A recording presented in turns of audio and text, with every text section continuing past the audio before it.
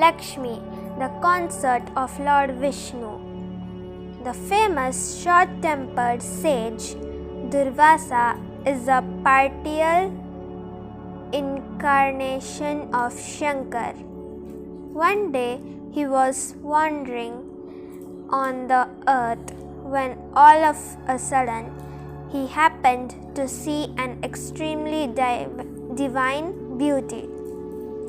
She was wearing a garland of beautiful flowers. The sage requested the beauty to give him that garland. She presented the garland respectfully to the sage. The sage adorned the garland on his head and began to wander again. Right at that moment, he saw Indra riding on Airavat and going somewhere in the procession of the gods. Instinctively, sage Durvasa put that garland around the neck of Indra, but Indra removed it and put it on Airavat's head and smashed it on the ground. This whole sequence of events infuriated sage Durvasa, who cursed Indra. "O Indra, you are so inebriated with your luxurious that you have dared to insult my humble gift. Hence, all your splendor shall be destroyed. You shall lose your wealth." Indra at once descended from the elephant and began to request sage Durvasa, who said, "Indra, forgiveness has no place in my personality, so all your repenting is meaningless." Saying this, sage Durvasa departed from the scene and Indra too left from Amravati. Very soon the curse began to show its influence. With the loss of Indra's luxurious, all the virtuous on the earth too began to wane. Hermits too began to give up yagyas. All the human beings began to be guided by greed and gave up pious virtues. And at that place where pious virtues have no room, Lakshmi too doesn't stay there. She made her abode in the abysmal depth of the sea. Very soon the demons launched an attack on the gods and drove them out of the heaven.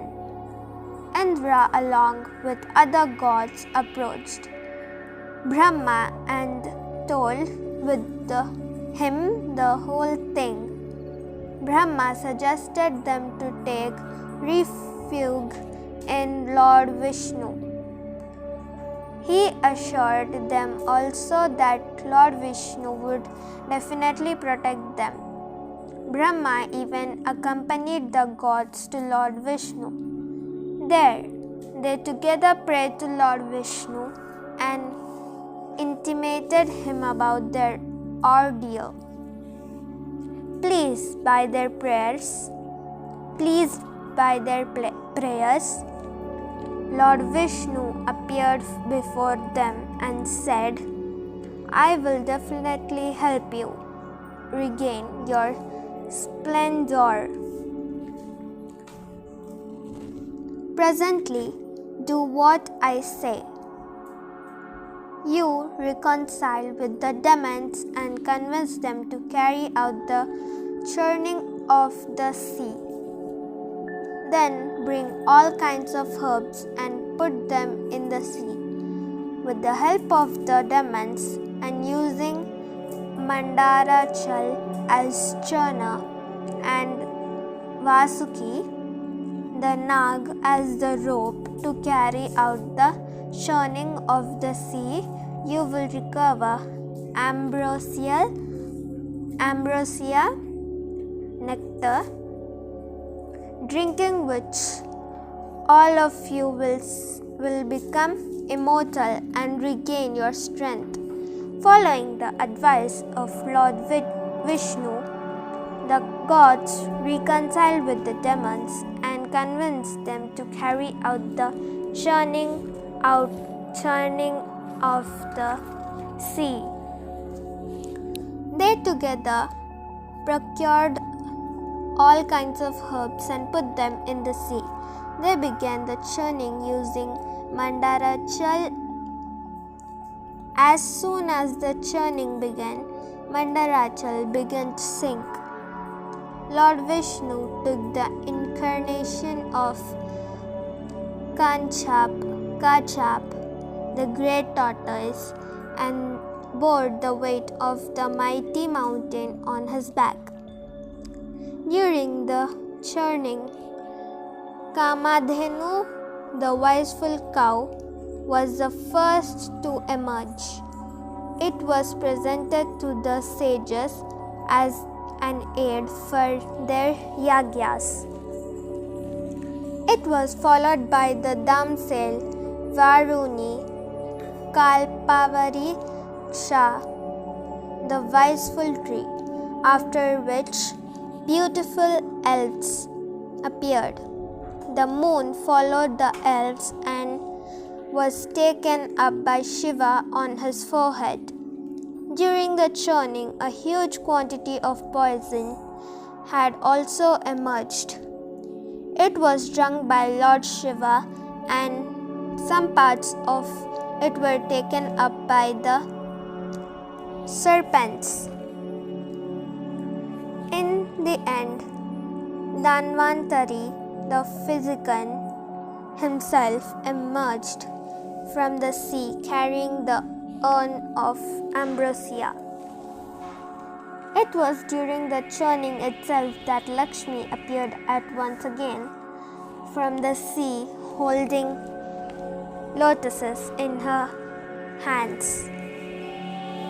All the sages prayed to her, then taking her bath with divine water. Goddess Lakshmi took her seat in the heart of Lord Vishnu.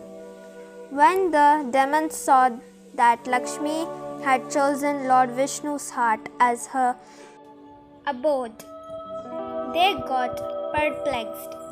They at once snatched the urn from Dhanvantari and ran away. Then a row broke out among them over the drinking of ambrosia.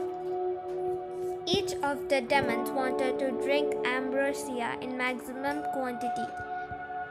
Meanwhile, Lord Vishnu also arrived there in the guise of an extremely pretty woman, Mohini, and took possession of the urn.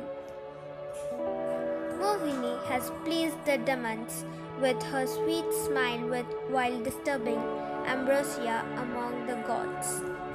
Thus, the gods came to drink ambrosia. When at last the demons realized that they had been cheated, they immediately attacked the gods. But since the gods had regained their strength, they soon defeated the demons without much ado. Afterwards, the gods prayed to Lord Vishnu and returned to heaven to rule it. The world also regained its order. After regaining his splendor, comforts, and luxurious of the heaven, Indra prayed to Goddess Lakshmi with devotion and respect.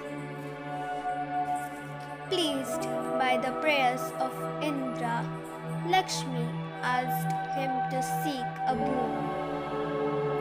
Indra said, "O Goddess, if you are pleased with me, kindly bless me with a boon that first you will never desert this world, and also that you will never desert those who worship you with this prayer. Lakshmi granted these boons. Thus, Lakshmi had appeared as the daughter of Brigu and his wife Kyati. Then, second time, she emerged from beneath the sea during its churning. Thus, whenever Lord Vishnu takes an incarnation, Lakshmi accompanies him. When the Lord appears in divine form, she too takes divine appearance. When the Lord appears in human form, Lakshmi appears in human form as well. Thank you.